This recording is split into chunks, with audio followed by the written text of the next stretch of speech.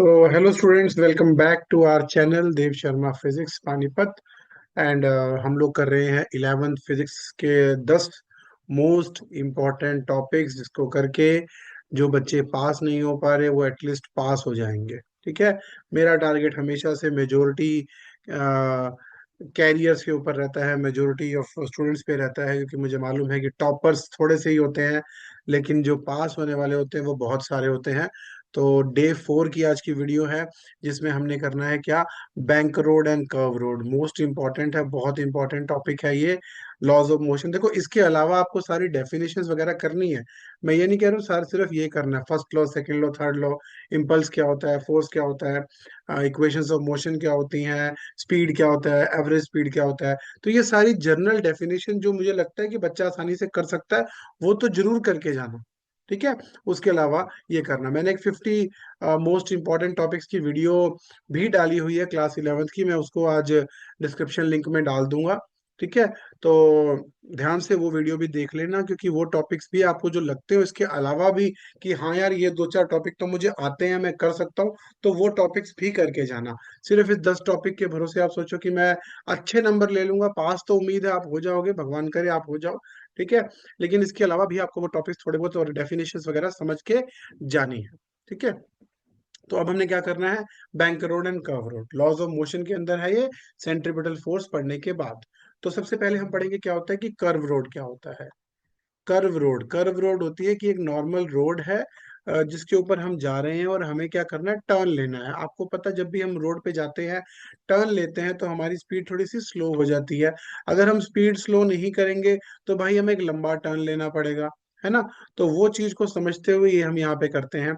ये मान लीजिए हमारे एक कार है जो इसके ऊपर चल रही है। मैं एक नॉर्मल सा डायग्राम यहाँ पे बनाऊंगा, मैं कोई प्रॉपर कार यहाँ पे नहीं बनाने वाला। ठीक है।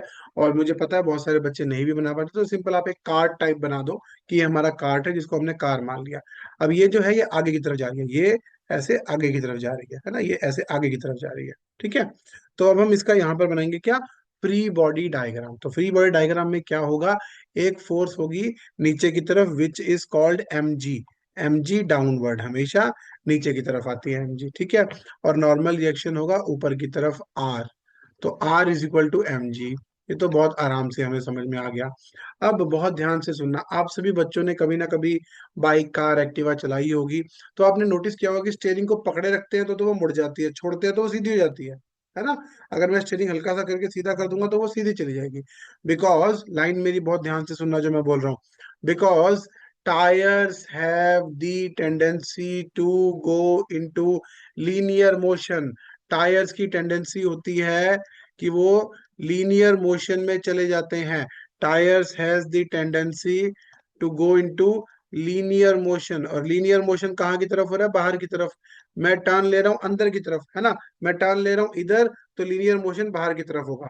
तो बाहर की तरफ ना जाए उसके लिए हम क्या करते हैं, एक फ्रिक्शनल फोर्स लगाते हैं, which is always towards the centre, अंदर की तरफ होती है। इसको आप प्रैक्टिकली समझ सकते हो कि जहां पर भी टर्न होता है वहां पर फ्रिक्शन को ज्यादा बनाया जाता है। कैसे बनाया जाता है, वहां पर क्या नाम है, जो सैंड है वो रखी जाती है ज्यादा, फ्रिक्शन ज्यादा हो, या मे बी हम वहां पर कुछ और चीजें जैसे कि जो पाउडर ग्लास है वो डालते हैं, कांच पिसा हुआ वो डाल देते हैं, जिससे कि फ्रिक्शन बढ़ जाता है, कॉफिशिएंट ऑफ फ्रिक्शन बढ़ जाता है। तो ये फ्रिक्शनल फोर्स अंदर की तरफ आ गई।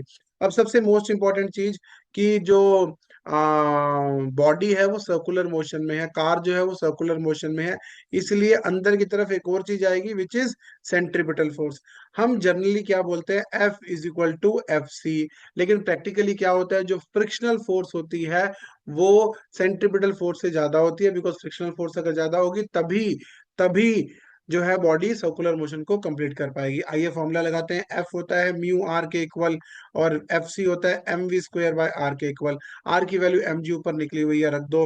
Mu is equal to m g is equal to m v square by r. M से एम कट गया, यहाँ से वी की वैल्यू निकाल दो, v square is equal to mu g are.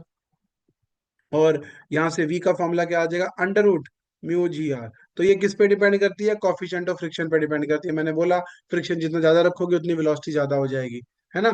दूसरा, ग्रेविटी पे डिपेंड करती है। आप बोलोगे ग्रेविटी पे कैसे डिपेंड करती है, हमने पढ़ा है कि स्मॉल जी की वैल्यू डेप्थ और हाइट के अकॉर्डिंग चेंज होती है। जिसने नहीं पढ़ा मैं आगे वो टॉपिक भी कराऊंगा। तो जब हम हिल एरिया पे जाते हैं हमारी स्पीड अपने आप रिड्यूस हो जाती है, क्योंकि भाई वहां पर जो टर्न लेते हैं वहां पे ग्रेविटी कम होती है। और तीसरा, रेडियस। मैंने अभी बताया था कि अगर आप स्पीड स्लो नहीं करते हो तो आपको एक लंबा टर्न लेना पड़ता है। लंबा टर्न लेने का मतलब है कि स्पीड ज्यादा रहेगी तो रेडियस भी ज्यादा रहेगा। तो ये हमारा था कर्व रोड। अब चलते हैं अगले टॉपिक के ऊपर, which is again a very very important topic, bank road. In topics के आने के सबसे ज्यादा चांसेस है, इसलिए मैं सिर्फ वही टॉपिक करा रहा हूँ जिससे आप लोग आसानी से पास हो सकते हैं। Bank road. अब बैंक रोड क्या होती है? बैंक रोड वो रोड होती है जिसमें जो आउटर एज है वो इनर एज से एक छोटे से एंगल पे, 2 डिग्री 5 डिग्री कुछ भी एंगल है उससे उठी हुई होती है। ये कोई इंक्लाइन प्लेन नहीं है, ध्यान से समझना। इंक्लाइन प्लेन में क्या होता है, हम ऐसे बनाते हैं, mg तो सीधा ही रहता है, ठीक है। और हम जो हमारा नॉर्मल रिएक्शन है आर उसको ब्रेक नहीं करते, हम mg को ब्रेक करते हैं। mg cos theta and mg sin theta, ठीक है। अब यहां पर ऐसा नहीं होगा, यहाँ हमने बिल्कुल भी ऐसा नहीं करना। हमने यहाँ क्या करना है, हमने आर को ब्रेक करना है। तो मैं इस डायग्राम को रब कर देता हूँ तो ताकि आपको कोई कंफ्यूजन ना रहे, कि कहीं आप इससे कंफ्यूज ना हो जाए। तो मैंने यहाँ पर क्या करना है, मैं बड़ा स्मार्टली ना यहाँ पे कार बना रहा हूँ। ये हमारी कार है,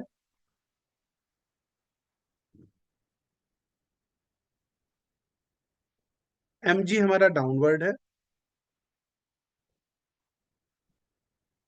और क्योंकि कार हल्की सी टेढ़ी हुई है तो आर टेढ़ा हो जाएगा, है ना। तो हम आर को ब्रेक करेंगे, एक आर आ जाएगा इसके साथ, आर कॉस थीटा, और दूसरा आ जाएगा यहाँ पे आर साइन थीटा। अब मैंने अभी अभी बताया था कि यहाँ पर एक और फोर्स भी लगेगी, which is frictional force. Frictional force कहाँ लगेगी? फ्रिक्शनल फोर्स लगेगी जहां दोनों बॉडी टच करती है, जहां सरफेस होता है ना वहीं पे टच करती है वो। तो ये जहां व्हील्स टच कर रहे हैं यहां पर आएगी फ्रिक्शनल फोर्स एफ। और अब हम इस एफ को भी ब्रेक कर देंगे दो कंपोनेंट में, एक कंपोनेंट यहाँ आ जाएगा और दूसरा कंपोनेंट इसी एम जी के साथ नीचे की तरफ आ जाएगा। ये एंगल थीटा, तो ये वाला एंगल भी बनेगा थीटा, और ये हो जाएगा एफ कॉस थीटा, और ये हो जाएगा एफ साइन थीटा। बहुत ध्यान से समझना बेटा इस डायग्राम को, very very very important diagram. मैं दोबारा से इसको बना के दिखा रहा हूँ विदाउट दिस कार। हमारी ये ऐसे करके एक बैंक रोड थी, आप मान सकते हैं। बहुत, चलो बहुत छोटा बन गया एंगल, थोड़ा सा बड़ा बनाता हूँ। ये आप मान लीजिए कि ये हमारी एक बैंक रोड थी ऐसे, ठीक है। ये हमारी कार जो थी, उस कार को मैंने ना यहाँ पे पॉइंट की तरह रिप्रेजेंट कर दिया, दिस इज अ कार। तो ये हमारा एम जी है, ये हमारा आर है। इस आर को मैंने ब्रेक किया था यहाँ पे आर कॉस थीटा, और ये था मेरा आर साइन थीटा, ठीक है। और ये थी मेरी फ्रिक्शनल फोर्स की डायरेक्शन। तो ये एंगल थीटा हो गया, इसलिए ये बन गया एफ कॉस थीटा, और ये हो गया आपके पास एफ साइन थीटा। इन दोनों में से कोई भी एक डायग्राम आप अपने फाइनल्स में बना सकते हैं, पर इसको आपको समझना पड़ेगा। बार बार देख के बनाओ, 2-3 बार देख के बनाओगे तो समझ में आ जाएगा। अब हम बैलेंस करते हैं फटाफट से। तो वर्टिकल फोर्सेस पहले बैलेंस करते हैं। R cos theta is equal to f sine theta plus m g, ये वर्टिकल फोर्सेस है। वर्टिकल, हॉरिजॉन्टल बाद में डिस्कस करता हूँ। तो यहां से मैं mg की वैल्यू निकाल देता हूं।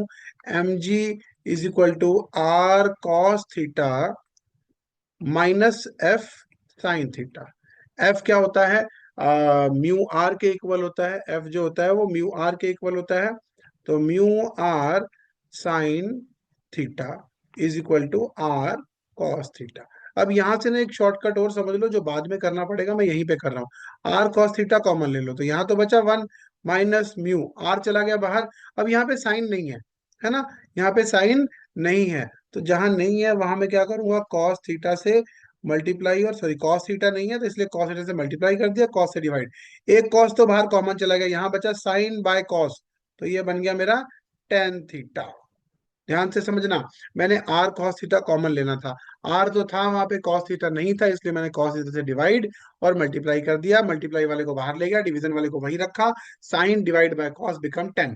तो ये मेरी आ गई इक्वेशन नंबर 1। ये एम जी के इक्वल है। अब चलते हैं हम कहां पर, वर्टिकल फोर्सेस के ऊपर, सॉरी हॉरिजॉन्टल फोर्सेस के ऊपर।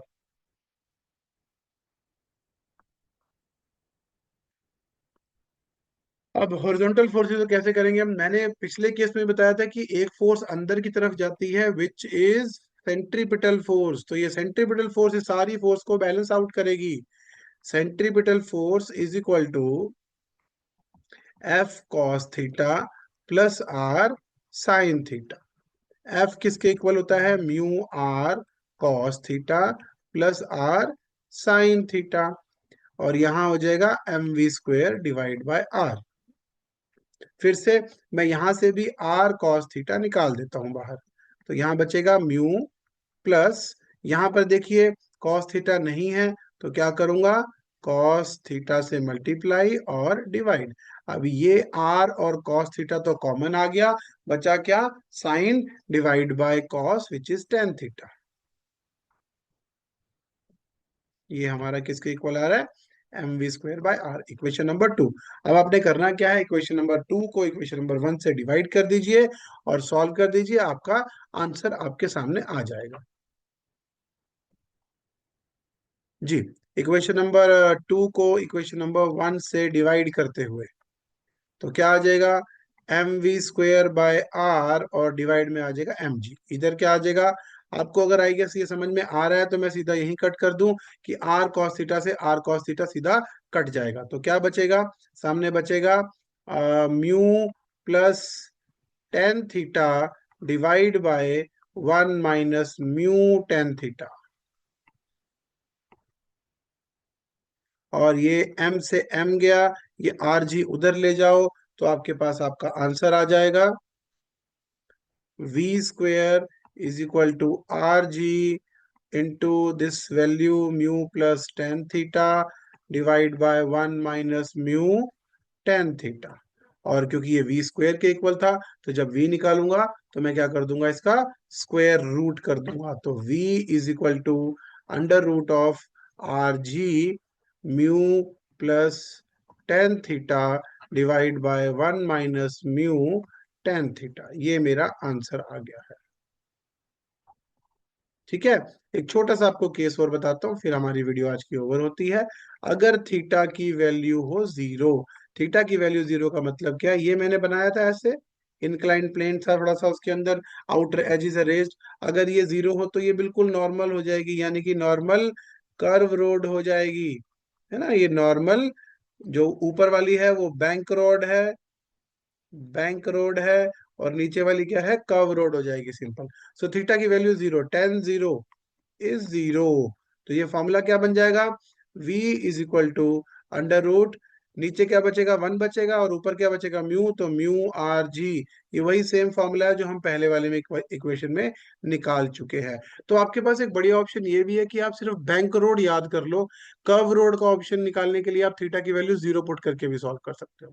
ठीक है, तो आज के लिए बस इतना ही, आज की मुलाकात बस इतनी, कल मिलते हैं और टॉपिक करते हैं। Thank you, all the best, bye.